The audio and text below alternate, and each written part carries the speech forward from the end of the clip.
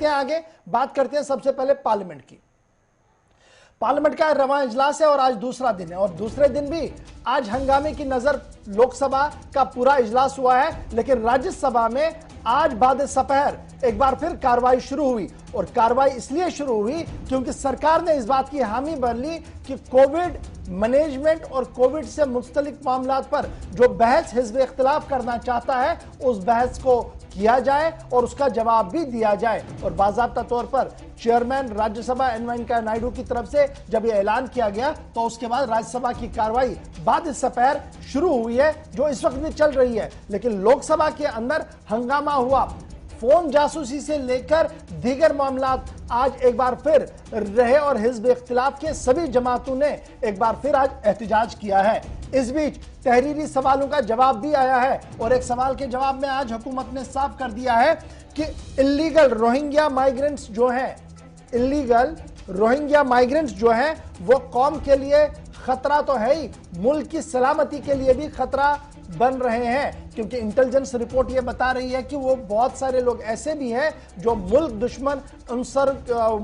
कार्रवाइयों के अंदर देखे गए हैं या जो मुआशरे के बिगाड़ की बड़ी वजह भी बन रहे हैं। एक तो ये उन्होंने बात बता दी है और आज के तहरीरी सवाल के जवाब में ये भी कहा है कि मामला जनाब सुप्रीम कोर्ट के ज़ेर समाअत है, इसलिए अभी वापस भेजने का कोई सवाल नहीं है, लेकिन कोर्ट ने पाबंदी भी नहीं लगाई है। 1951 के कन्वेंशन पर, यूएन कन्वेंशन जो है उस पर भारत ने दस्तखत नहीं किए हैं। यह सवाल का जवाब इंतहाई अहम था। सवाल क्या था कि रोहिंग्या माइग्रेंट्स को लेकर, रोहिंग्या मामलात को लेकर क्या सरकार उन्हें मुल्क बदर कर रही है, क्या सरकार उन्हें वापस अपने मुल्क के अंदर भेज रही है। उसका तहरीरी जवाब वजीर दाखिला की तरफ से दिया गया, जिस दौरान यह साफ कर दिया गया कि फिलहाल मामला ज़ेर समाअत है, देखा जा रहा है और हतमी फैसला बहुत जल्द लिया जाएगा। और क्या कुछ आज हुआ है लोकसभा के अंदर, सीधे चलते अपने नुमाइंदे के पास। आसिफ रशीद मेरे साथ है। आसिफ, लोकसभा पर सबकी नजरें हैं, रोहिंग्या मामला तो सामने आया ही आया,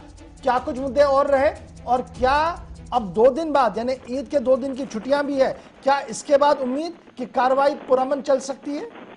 देखिए इशफाक, फिलहाल हमें इंतजार अगले 48 घंटों तक करना होगा क्योंकि लोकसभा की कार्रवाई मुलतवी हो गई है। और सिर्फ कल के दिन से जब हम शुरुआत के दौर में देख रहे थे, पहले 3 से 4 घंटे जिस तरीके से इम्कानात जाहिर किए जा रहे थे और 3 बार कार्रवाई गुज़श्ता रोज मुलतवी करनी पड़ी थी। आज जैसे ही ऐवान की कार्रवाई शुरू हुई तो कल के जो मामला थे वो हिज़्ब इख्तिलाफ ने एक तरफ रख के एक बार फिर आज जो मामला ऐवान के अंदर, वो जासूसी का मामला जो काफी ज्यादा सुर्खियों में रहा, वो मामला आज सरकार को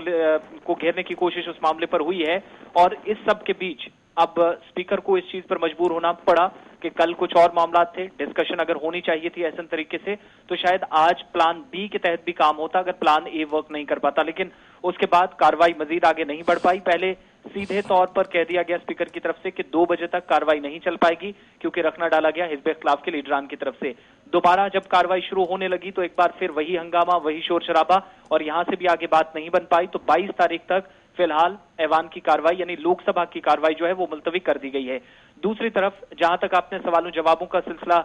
जो थोड़ी देर के लिए जरूर चला था, हालांकि कुछ रिटर्न में जरूर रिप्लाई सरकार की तरफ से आए, जैसे कि एक सवाल जो कि रोहिंग्याज को लेकर पूछा गया था बहुजन समाज पार्टी के जो अरकान पार्लियामेंट हैं रितेश पांडे, उनकी तरफ से कि 7 मार्च 2021 से सरकार की तरफ से कोशिश की गई थी और कुछ लोगों को उठाया गया जम्मू से, उनको कठुआ के अंदर बंद किया गया, उन लोगों को आगे लेकर क्या किया, क्या वो आज भी जेल में बंद है या फिर उनको मुल्क से बाहर भेजने की कोशिश है या किसी तरह की अभी तक पेशरफ्त हुई है। तो उसमें नित्यानंद राय जो कि वज़ीर दाखिला मरकजी वजीर बराए दाखिला उमूर हैं, उनकी तरफ से तहरीरी तौर पर जवाब दिया गया कि मामला अभी अदालत के सामने है, मुल्क बदर करने के हवाले से कोई कदम नहीं उठाया गया है, लेकिन जरूर ये उनकी तरफ से कहा गया कि ये कौमी सलामती के लिए रोहिंग्याज जो मुल्क के अंदर इस वक्त हैं वो खतरा है, नेशनल सिक्योरिटी के लिए थ्रेट है, इसलिए इस तरह की कुछ सरगर्मियां रही हैं जो सरकार के नोटिस में आई, जिसके बाद कार्रवाई हुई। पहला जवाब तो ये। अब ऐवान की कार्रवाई इससे आगे नहीं बढ़ पाई, यहां से आगे कोई बात नहीं हो पाई, मगर जहां तक राज्यसभा की बात है कार्रवाई इस वक्त चल रही है। यहां पर भी हंगामा हुआ राज्यसभा के अंदर। पहले 12 बजे तक जिस तरीके से जासूसी के मामले पर और किसानों पर सरकार की तरफ से बात न करने के मामले को लेकर हिज़्ब इख्तिलाफ ने खूब उछाला, सवालात पूछे, जवाब न मिलने के बाद 12 बजे बिलाखिर कार्रवाई एक तरफ लोकसभा 2 बजे तक मुलतवी और राज्यसभा 12 बजे तक मुलतवी करनी पड़ी। लेकिन 12 बजे के बाद जब कार्रवाई दोबारा शुरू हुई है। तो इस वक्त अच्छे तरीके से सवालों जवाबों का सिलसिला चल रहा है और हिजब इख्तिलाफ सवाल कर रहा, सरकार की तरफ से जवाब दिए जा रहे हैं। और अब जो इस वक्त डिस्कशन सबसे ज्यादा ऐवान के अंदर हो रही है वो अपोजिशन लीडरान की तरफ से कि मौजूदा बड़ा इंपॉर्टेंट ये है जी, जब हम कोविड की बात कर रहे हैं और कोविड को लेकर आज बहस चल रही है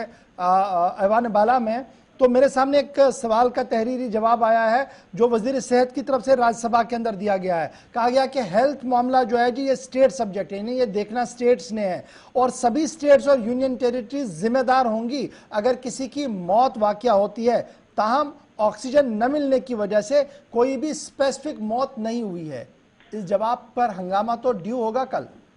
बिल्कुल, मनसुख मंडाविया जो कि minister of health and family welfare हैं, इस वक्त भी वो ऐवान में जवाब दे रहे हैं राज्यसभा के अंदर। लोकसभा के अंदर हालांकि उन्हें मौका नहीं मिला है, लेकिन जब उनसे सवाल पूछा गया कि मुल्क के अंदर मौत का आंकड़ा छुपाया जा रहा है, हालांकि कांग्रेस लीडर की तरफ से यह भी कहा गया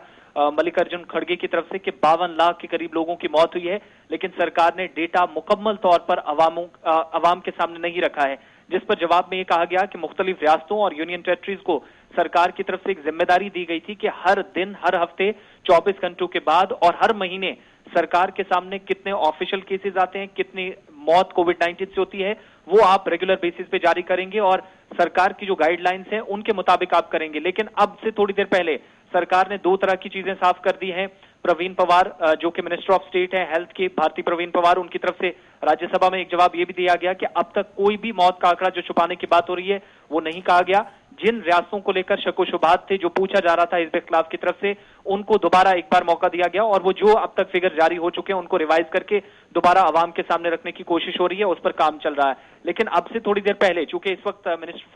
हेल्थ मिनिस्टर भी इस वक्त जवाब दे रहे हैं, मगर कांग्रेस की तरफ से एक और अहम मामला उठाया गया है जो इस वक्त की बड़ी खबर है कि सरकार उन तमाम बच्चों को लेकर जिनके वालिदैन कोविड-19 की वजह से गुजर चुके हैं, जो अब स्कूलों में नहीं जा सकते, जिनके लिए शायद कोई भी अब जरिया मौश नहीं रहा, उनके लिए बच्चों की तरफ से सरकार की तरफ से जरूर खुसूसी मुराद का कुछ दिन पहले ऐलान किया गया था। लेकिन सरकार से कांग्रेस के रुकन की तरफ से आनंद शर्मा जो कि साबिक मरकजी वजीर हैं, उनकी तरफ से अनाउंसमेंट सरकार करे, ये मुतालबा किया गया है ताकि इन बच्चों का बेहतर मुस्तकबिल हो सके और तालीमी सरगर्मियां भी इनकी चलें। इसके अलावा एक और अहम मामला कि पिछले दिनों हमने देखा था सरकार के नोटिस में यह मामला लाने की बात जो हुई थी हिजब इख्तिलाफ की कि जिन बच्चों को स्कूल में आज के दिन जब तालीमी इदारे बंद है तो मिड डे मील का जो मामला था, सरकार से सवाल पूछा गया था एक आरटीआई के जरिए भी, जिसमें मुकम्मल तौर पर जवाब जो दिया गया था उस पर इत्तेफाक नहीं किया जा रहा था कांग्रेस की तरफ से कि क्या उन बच्चों तक सरकार आज के दिन में वो राशन पहुंचाती है जो मिड डे मील इन बच्चों को नहीं मिल पाया। तो आनंद शर्मा ने आपसे थोड़ी देर पहले एक बार फिर सरकार के सामने बात रखी है कि कितने बच्चे स्कूल से ड्रॉप आउट हैं, वो एक तरफ वो भी सरकार ऐवान के सामने रखे और जिन बच्चों के लिए ड्राई राशन के लिए सरकार ने अगर कोई कदम उठाया है तो वो भी फौरी तौर पर जवाब दिया जाए। इसके अलावा उन्होंने अब से थोड़ी देर पहले 3 से 4 कुल मिलाकर अभी राज्यसभा की कार्रवाई चल रही है, लोकसभा खत्म हुआ है, इंतजार रहेगा वजीर सेहत के तफसीली जवाब का जो वो बहस के आखिर पर देंगे। बहुत बहुत शुक्रिया जी हमारे साथ। मैं एक बड़ी अपडेट इस वक्त बताता चलूं क्योंकि मनसुख मंडाविया जो कि हेल्थ मिनिस्टर हैं, उनकी तरफ से वैक्सीन को लेकर सवाल पूछा गया था। तो एक तरफ थोड़ी देर पहले जो साबिक वजीर थे, मरकजी वजीर थे शहरी हवाबाजी के हरदीप सिंह पुरी ने कहा कि सबसे पहले मुल्क के अंदर उनकी तरफ से